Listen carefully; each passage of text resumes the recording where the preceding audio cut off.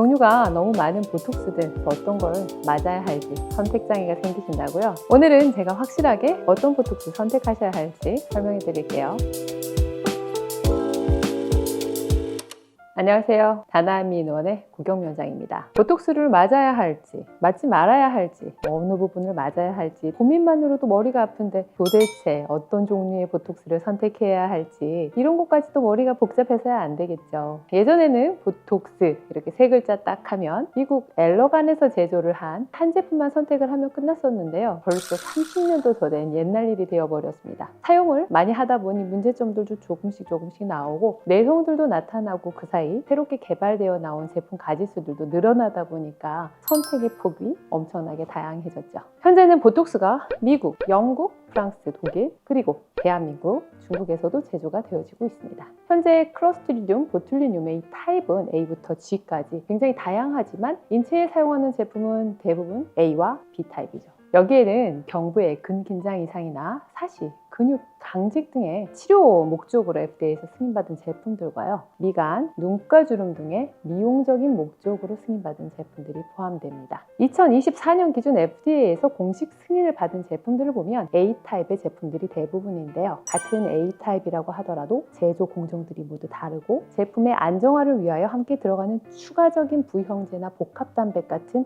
보톡스 이외의 추가 성분들이 모두 다르답니다. 종류를 전체적으로 빠르게 좀 알려드려 볼게요. FDA에서 승인받은 제품의 종류로는 미국의 엘러간사에서 만든 가장 최초의 상용화 보톡스. 보톡스입니다. 그야말로. 원조라고 할 수 있죠. 우리 모두가 다 알고 있는 그 보톡스. 치료와 미용 모두에 적용이 가능합니다. 영국 입센사에서 제조를 한 디스포트, 가장 빠른 보톡스로 알려져 있는데요. 프랑스 제약회사에서 만들었지만 제조사가 또 영국에 있어서 영국 제품으로도 알려져 있습니다. 보통 유럽 보톡스라고 명칭 많이 하죠. 그리고 A타입 보툴리늄 톡신에 대한 내성을 방지하기 위해 최초로 독일에서 제조한 순수한 클로스트리dium 보툴리늄 타입 A의 멀치사 제오민, 최근에 엄청나게 수요가 늘어나고 있는 제품이고요. 가격도 상당히 고가인 약물입니다. 2019년에는 우리나라 최초로 대웅제약에서 FDA로부터 나보타, 미국 상품명으로는 주보라는 이름으로요. 타입 A 보툴리늄 톡신을 미용적으로 승인받았고 이외에도 미국 레반스 테라퓨틱스사의 덱시파이, 그리고 가장 최근 대한민국 휴제사에서 개발한 레티보라는 제품 역시도 승인을 받아 이렇게 A타입 톡신으로는 6가지의 제품이 FDA에서 공식 승인을 받았습니다. B타입으로는 미오블록이라는 미국의 솔스티스 뉴로사이언티스라는 회사에서 개발한 제품이 치료 목적으로 FDA 승인을 받았습니다. 이 제품은 2000년대 초 국내에서도 수입 허가를 받아서 사용되기 시작했었는데요. 최근에는 수요가 그렇게 크지 않아서인지 아니면 유지기간 때문인지 가격 때문인지 정확한 원인은 알 수가 없지만 현재는 수입되고 있지는 않습니다. 전 개인적으로 A타입 보톡스 내성을 고려해 볼 때 국내에서도 좀 필요하지 않나 하는 제품입니다.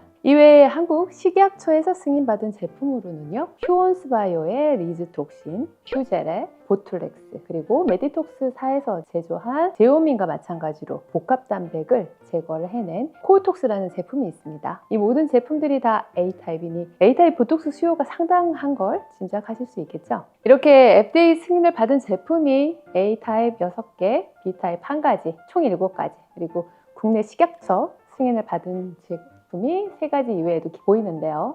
이러니 여러분 선택은 정말 어렵겠죠. 이들 중에 국내에 유통되는 제품들은 보톡스, 디스포트, 제오민, 나보타, 보툴렉스, 리즈, 코오톡스, 기타 등등의 이런 많은 제품들이 있습니다. 그러면 국내에는 없는 제품들 모두 제외하고 판매되고 있는 제품들로만 선택을 한번 해볼까요? 모두가 A타입의 보톡스. 효과들은 거의 비슷하다는 가정하에 브랜드, 내성, 그다음에 가격, 효과 발현 속도로 나누어 봤습니다. 첫 번째, 브랜드 중요하죠. 제조국이나 제조회사 선호하시는 분들도 계시겠지만 특히 오리지널리티를 중요하게 여기시는 분들이라면 일단 엘러간사의 보톡스 그리고 멀치사의 제오민 보톡스를 추천드립니다. 가장 초기에 선구적으로 보톡스를 제조하였고 가장 임상이 풍부합니다. 또 멀치 역시도 복합단백을 제거한 순수 보톡스를 가장 먼저 제조한 회사고요. 당연히 효과 좋죠. 가격적인 부분에 대한 특별한 거리낌이 없는 분이시라면 당연히 추천드리겠습니다. 두 번째로 내성인데요. 내성이 가장 생길 확률이 적은 보톡스는 당연히 현재 기준 제오민 보톡스입니다. 제오민 보톡스는 톡신명이 인코보툴리늄 톡신 A로 100유니트 기준의 보톡스 한 병당 함유하고 있는 전체 단백 양이 0.44 나노그램입니다. 특히 액티브 뉴로톡신 0.44 나노그램 그리고 인액티브 뉴로톡신이 제로인 제품이죠. 즉 근육 마비에 사용하는 그 기능을 하는 단백만을 포함한 제품이라는 겁니다. 그런데 이와 마찬가지로요, 우리나라에서도 메디톡스사에서 제조한 토오톡스가 실제 톡신명이 MT10107인데요. 이 제품도 제오민과 마찬가지로 100유닛당 액티브 뉴로톡신이 0.44 나노그램을 함유하고 있고요. 인액티브 뉴로톡신 프로틴이 제로입니다. 단지 기타 부형제, 즉 보톡스의 응집이나 변성을 막기 위해 들어가는 성분인 이 물질들이 제오민이 휴먼 알부민과 수크로즈가 들어간다면 코오톡스에는 그 외에 폴리솔베이트나 염화 나트륨 등의 그런 기타 제품들이 들어가는 것이 차이가 있습니다. 물론 최근 연구 결과에서는 복합 단백뿐만이 아니라 보톡스에 함유되어 있는 보존제나 부형제의 기타 물질들 역시도 내성이 생기는 그 기제의 악화 요인이 될 수 있다라는 보고들이 있는데, 그 점에 있어서는 제오민 보톡스가 코오톡스에 비해서 내성에 있어 더 안정적인 것은 같습니다. 하지만 세 번째 선택시 고려 요소인 가격 요소까지 생각을 해본다면 코오톡스 역시도 제오민에 비해서 경쟁적으로는 결코 뒤처지지 않는 보톡스라고 개인적으로 생각이 되죠. 이외에도 아예 내성이며 브랜드 모두를 제쳐놓고 단순히 시술 결과 가격적인 이득을 본다면 보툴렉스 같은 제품 역시도 효과 측면에서 거의 비슷하기 때문에 선택이 가능하다 할 수 있겠죠.